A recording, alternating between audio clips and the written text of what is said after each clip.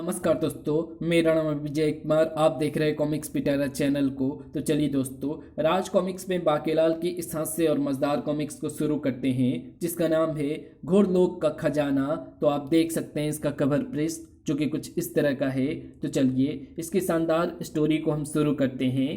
बाकेलाल को एक दिन एक ऋषि तुक्काचार्य ने बताया कि वत्स बाकेलाल, अगर तू कल प्रातः ढीठ नदी में स्नान करे तो तुझे खजाना मिलने का योग है। खजाना? बाकेलाल जा पहुंचा ढीठ नदी में स्नान करने। छपाक! खजाना देखने के लिए मेरी आंखें तरस रही है। तभी अरे ये क्या, मैं तो भंवर में फंस गया।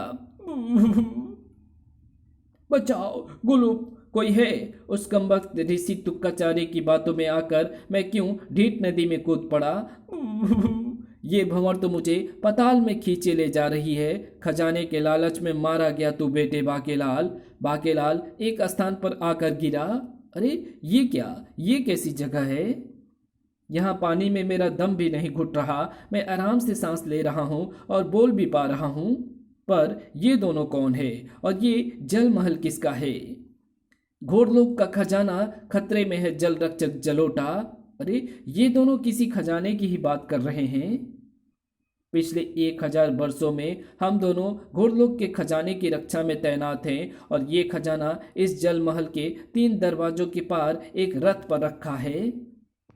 रथ से जुता है आलीशान घोड़ा अश्व दुलत्ती। खजाने को ये वरदान है कि जब तक दुलत्ती रथ से जुता रहेगा तब तक उसे कोई हाथ नहीं लगा सकता। लेकिन शायद खड़े खड़े तंग होकर अश्व दुलत्ती कल रात्रि मछली वेश में रथ छोड़कर फरार हो गया। अब अगर कोई रथ से जुत गया तो वो खजाना उसका हो जाएगा। लेकिन फिर रथ से जुतने वाला व्यक्ति भी तो अश्व बन जाएगा, यानी घोड़ा। वो तो तब ठीक भी हो जाएगा जब अश्वदुलत्ती उसके सामने पड़ जाएगा। असली चिंता तो खजाने की है। खजाना उस सूरत में अश्वदुलत्ती को नहीं मिलेगा। तुम बेकार ही चिंता कर रहे हो। खजाने तक पहुंचना आसान नहीं। उस तक पहुंचने के लिए 3 द्वार पार करने होते हैं। पहले पहले द्वार पर एक शक्तिशाली रक्षक तैनात है और फिर प्रत्येक द्वार को अलग अलग व्यक्ति ही खोल सकता है। मुझे उम्मीद है कि अश्वदुलत्ती घूम फिर कर थोड़े ही दिनों में वापस आ जाएगा। फिर सब ठीक ठाक हो जाएगा। फिर हम दोनों भी तो हैं। परंतु हम दोनों किसी को महल में जाने से रोक नहीं सकते। अगर कोई हमें नमस्कार कह दे तो हमें उसे भीतर जाने का मार्ग देना ही पड़ेगा। ये सब सुनते ही बाकेलाल तो खुशी से नाच ही पड़ा। वो मारा पापड़ वाले को। ऋषि तुक्काचार्य का कहा सत्य हो गया। मुझे खजाने का पता लग गया। चल बेटा बाकेलाल, खजाने से लदे रथ से जुट जा। उसके बाद सारा खजाना तेरा।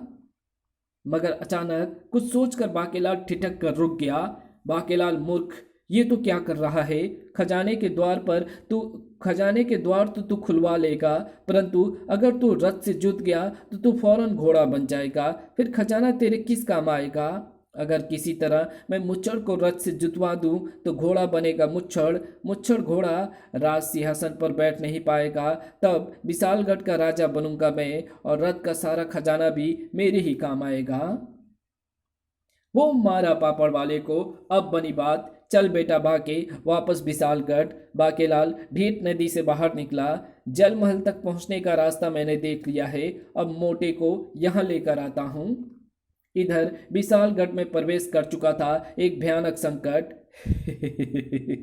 मेरा नाम है नकेलची। मुझे लोगों की नाक में नकेल डालने में बड़ा मजा आता है। चल मेरी नकेल, अपना काम शुरू कर। भागो! नकेलची ने पलक झपकते ही कई लोगों की नाक में नकेल डाल दी। अब तुम मेरे घोड़े बन गए हो। तुम्हारी नकेल मेरे हाथों में है। हो नप्पा की होगा। घबराओ नहीं, शहर का एक चक्कर लगवाकर मैं तुम्हें छोड़ दूंगा। मुझे 1001 लोगों की नाक में नकेल डालनी है।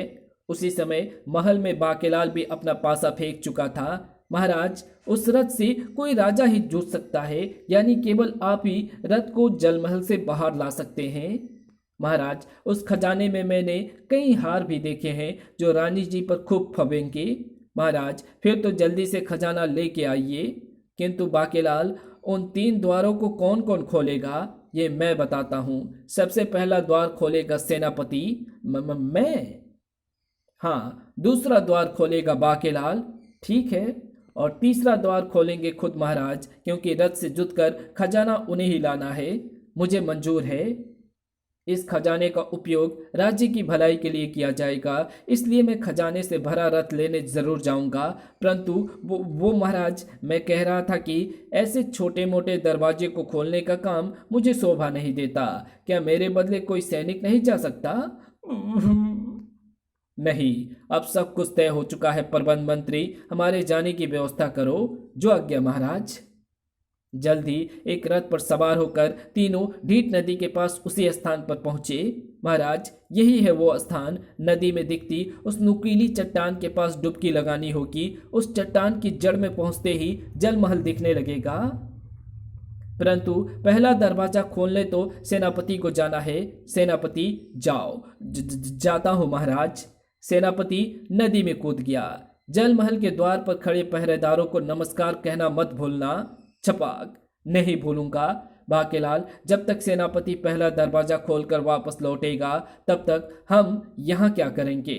यहाँ पर खट्टी मीठी अमिया लगी हुई हैं महाराज। आइए तब तक अमिया खाते हैं। सेनापति जल महल के द्वार तक निर्विघ्न जा पहुंचा और नमस्कार। अरे, इसने तो हमें नमस्कार कर दिया।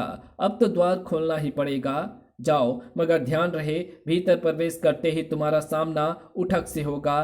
तुम उसे परास्त किए बिना वापस नहीं लौट सकते। बेटे सेनापति, जल्दी से तलवार कसकर पकड़ ले। और जैसे ही सेनापति इस ओर आया, द्वार बंद हो गया। खटाक। उठक कहीं नजर नहीं आ रहा। द्वार भी बंद हो गया, जो अब तभी खुलेगा जब मैं उठक को परास्त कर दूंगा। और तभी मेरा कान किसने पकड़ लिया? तुम मुझे ही तो ढूंढ रहा था। मेरा नाम ही उठक है। चल, अब जल्दी से कान पकड़कर 100 उठक बैठक लगा, वरना ये त्रिशूल तेरी छाती में घोंप दूंगा। पहले मुझे वो दरवाजा खोलने दो। जो भी उस दरवाजे को खोलने यहाँ आता है उसे 100 उठक बैठ के लगानी ही पड़ती है। अगर मैंने उठक बैठ के लगा ली तो? अगर मैं तेरी उठक बैठकों से प्रसन्न हो गया तो मैं तुझे छोड़ भी सकता हूँ। तो फिर ठीक है, मैं उठक बैठ के लगाता हूँ। इसे नाराज करना ठीक नहीं होगा, वरना ये अभी त्रिशूल घोंप देगा। एक। शाबाश, जल्दी कर, तब तक मैं अपने त्रिशूल की धार तेज कर लूं। 10, 11, 20, 40। मर गया मैं तो। टांगे जवाब दे रही है। पर 100 उठक बैठ के तो पूरी करनी ही होगी। 50। तेरी 50 उठक बैठ के तो पूरी हो गई, और मेरे त्रिशूल की धार भी पैनी होती जा रही है। 60, 61, 70, 80, 90 और पूरे 100। अब तो तुम मुझसे प्रसन्न हो गए होगे। मुझे दरवाजा खोलने दो। दरअसल मैं किसी पर प्रसन्न ही नहीं होता, पर उठक बैठक शुरू करने से पहले ऐसा कहना पड़ता है, वरना कोई उठक बैठक लगाएगा ही नहीं। जबकि इस त्रिशूल का वार उसी व्यक्ति पर किया जा सकता है जिसने 100 उठक बैठ के लगा ली हो। अगर तू 100 उठक बैठ के न लगाता तो मैं तुझ पर वार नहीं कर सकता था, पर अब तू मेरे त्रिशूल के प्रहार से नहीं बचेगा। ये त्रिशूल मेरी जान लेने आ रहा है। मुझे उठकर भागना ही पड़ेगा। भाग सेनापति, वरना आज गया तो जान से। ये त्रिशूल जब चलता है तो एक जान लेकर ही दम लेता है। देख बे सेनापति, धीरे भागियो। मैं कछुआ देवता का त्रिशूल हूँ, ज़्यादा तेज नहीं भाग सकता। तू तेज भागेगा तो मैं तुझे मारूंगा कैसे? सेनापति ने बचने के लिए उस मूर्ति के पीछे छलांग लगा दी। इसने तो मूर्ति को चीर डाला। ऐसे ही ये मुझे भी चीर डालेगा। मुझे पहला दरवाज़ा खोलने के लिए नहीं आना चाहिए था, बल्कि दूसरा दरवाज़ा खोलने के लिए आना चाहिए था। थोड़ा धीरे नहीं भाग सकता क्या? मैं बचने के लिए पत्थर की जिस मूर्ति के पीछे छलांग लगाता हूँ, ये त्रिशूल उसे तोड़कर फिर मेरे पीछे लग जाता है। मुझे उठक ही इससे बचा सकता है। उठक जी, मुझे इससे बचा लो। खचाक। ये क्या? मेरा ही जूता मेरे ही सिर पर पड़ गया। वो मारा। त्रिशूल को एक जान लेनी थी, सो उसने ले ली। उठक मारा गया। त्रिशूल उसकी छाती में ही धंसा है, यानी अब कोई खतरा नहीं। और ये रहा प्रथम द्वार, जिसे अब मैं आराम से खोल सकता हूँ। खुल गया द्वार। अब जल्दी से चलो वापस, कहीं कोई और मुसीबत ना आ जाए। सेनापति ढीठ नदी नदी में से बाहर निकला। महाराज, मैंने प्रथम द्वार खोल दिया। सेनापति आ गया।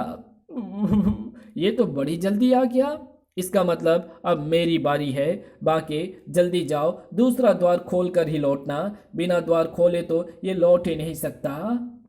बांके तैरता हुआ जल महल के सामने खड़े रक्षकों के पास पहुंचा। भाइयों नमस्कार नमस्कार। जाओ अंदर जाओ, प्रथम द्वार खुला है। दूसरा खोलने से पहले ध्यान रखना कि श्वेतनाग को परास्त किए बिना तुम वो द्वार नहीं खोल पाओगे।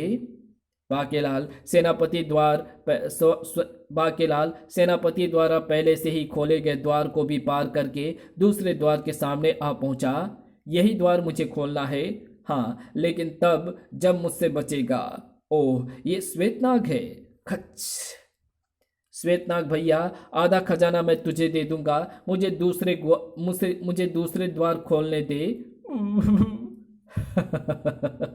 मूर्ख, मैं खजाने का रक्षक हूँ। मेरा काम खजाने की रक्षा करना है। तू मेरी दाढ़ी के बालों की ताकत को नहीं जानता। अगर ये तुझसे छू गया तो तू 500 साल का बूढ़ा हो जाएगा। साएं 500 साल का बूढ़ा।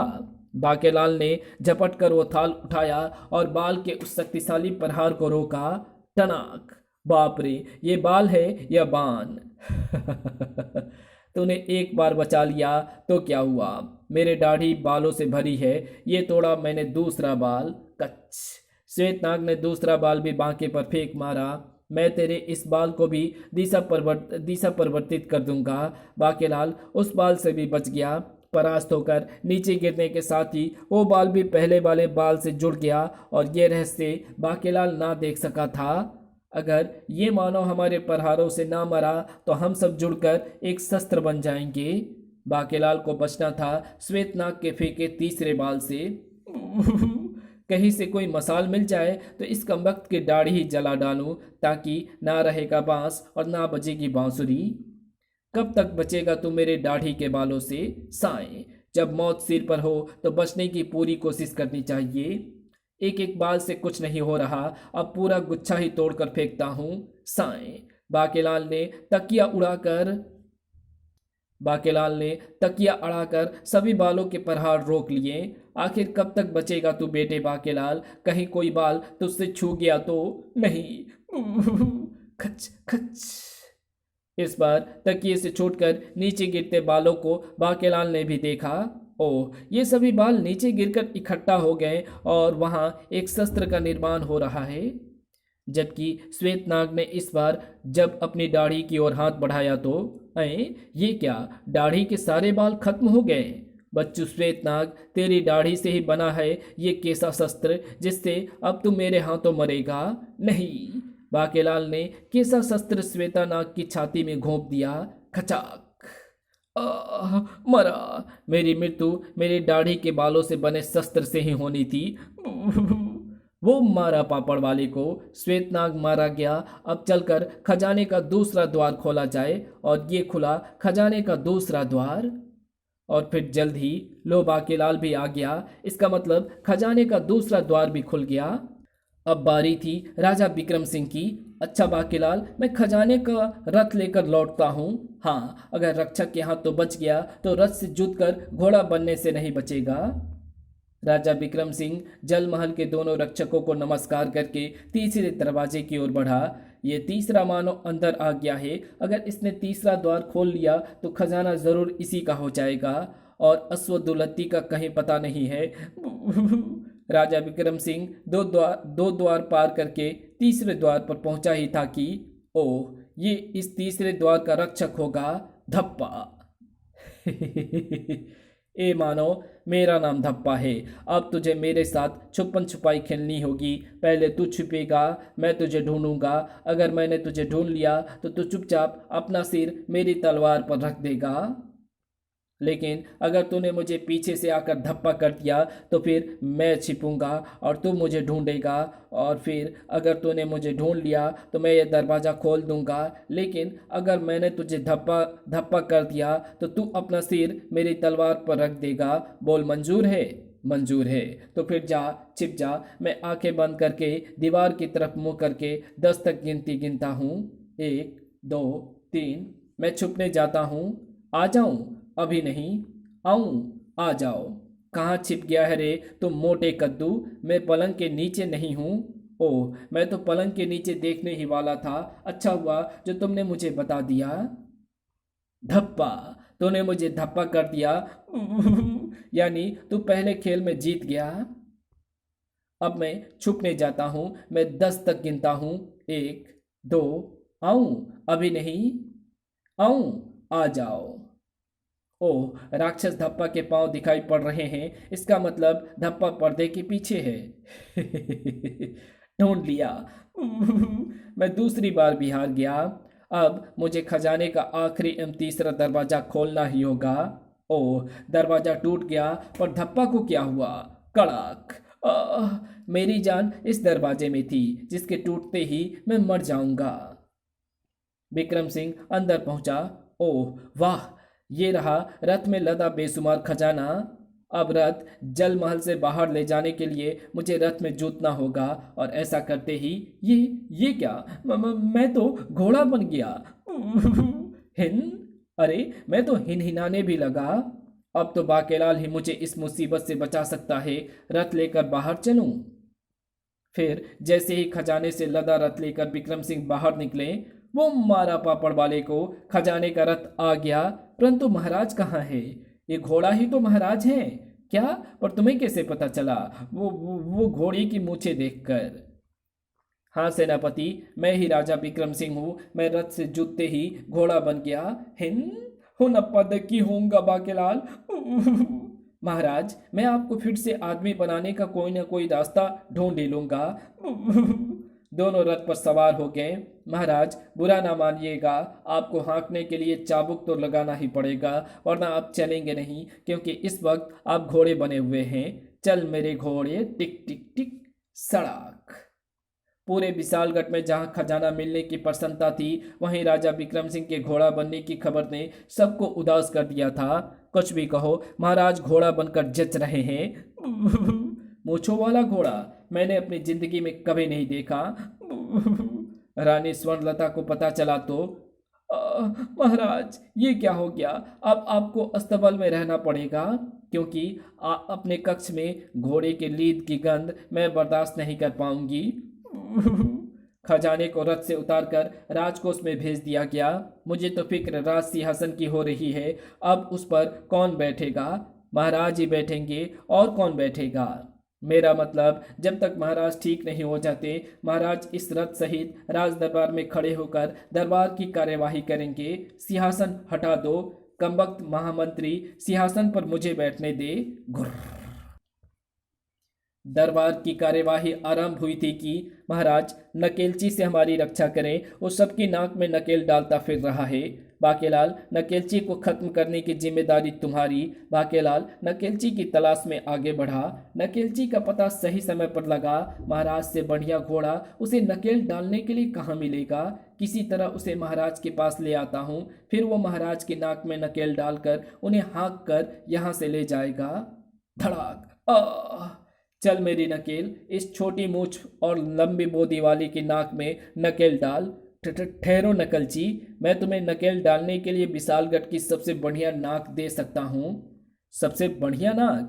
1001वीं नाक वही होगी। ठीक है, मैंने तुझे छोड़ दिया। मुझे उस नाक के पास ले चल। आओ मेरे साथ जल्दी। वो रही 1001वीं सबसे बढ़िया नाक। अरे बाकेलाल, ये क्या कर रहा है? आई, ये तो घोड़लोक के खजाने का रथ है, जिससे बचकर मैं भागा था। इसी से हमेशा के लिए छुटकारे के लिए ही तो मुझे 1001 मानों की नाक में नकेल डालनी थी। नकेलची के इतना कहते ही विक्रम सिंह अपने असली रूप में लौट आए। मैं ठीक हो गया। आए, मोटा तो ठीक हो गया। दूसरे ही पल नकेलची घोड़े में बदलकर रथ में जा जुटा। अरे, नकेलची घोड़ा बनकर रथ से जा जुड़ा। इसका मतलब नकेलची ही अश्वदुलत्ती है। हुनप्पा की हूँ। बाकेलाल, मैं ठीक हो गया। अगर मुझे पता होता कि नकेलची ही वो भगोड़ा घोड़ा अश्वदुलत्ती है तो मैं उसे कदापि यहाँ ना लाता। हाय फूटी किस्मत। बाके दियो पुच्ची। अश्वदुल्लती को अस्तबल में ले जाओ और खजाना मिलने की खुशी में जश्न का प्रबंध करो। और इसी के साथ बाकेलाल की ये हास्य और मज़ेदार कॉमिक्स यहीं समाप्त होती है। तो आपको ये वीडियो कैसी लगी? वीडियो अच्छी लगी तो इस वीडियो को लाइक शेयर कमेंट ज़रूर कर देना। और ऐसी ही नई वीडियो के लिए आप हमारे चैनल को सब्सक्राइब कर ऑल नोटिफिकेशन को सिलेक्ट ज़रूर कर लें, ताकि जब भी मैं वीडियो अपलोड करूँ उसकी नोटिफिकेशन मिले आपको सबसे पहले। और ये कॉमिक्स जो है मैं समझ रहा था कि काफ़ी अच्छी होगी और लंबी भी इसकी कहानी होगी, मतलब कुल मिला करके 32 पेजों की कॉमिक्स होगी। लेकिन इस कहानी को बहुत जल्दी सीमा मतलब बहुत जल्दी ख़त्म कर दिया गया। और ये कॉमिक्स मेरे अंदाज से जो और भी बाकीलाल की 10 वाली कॉमिक्सें हैं जो कि 32 पेजों की होती है या 30 पेजों की होती है, तो वो कॉमिक्सों से ये थोड़ी अलग है और बहुत ज़्यादा इंटरटेनिंग नहीं है। और इसकी स्टोरी भी बहुत अच्छी मुझे नहीं लगी। खैर, आपको कैसी लगी कमेंट में लिख करके ज़रूर बताना। और इस कॉमिक्स ने आपको कितना हंसाया इसे भी कमेंट में लिख करके ज़रूर बताया।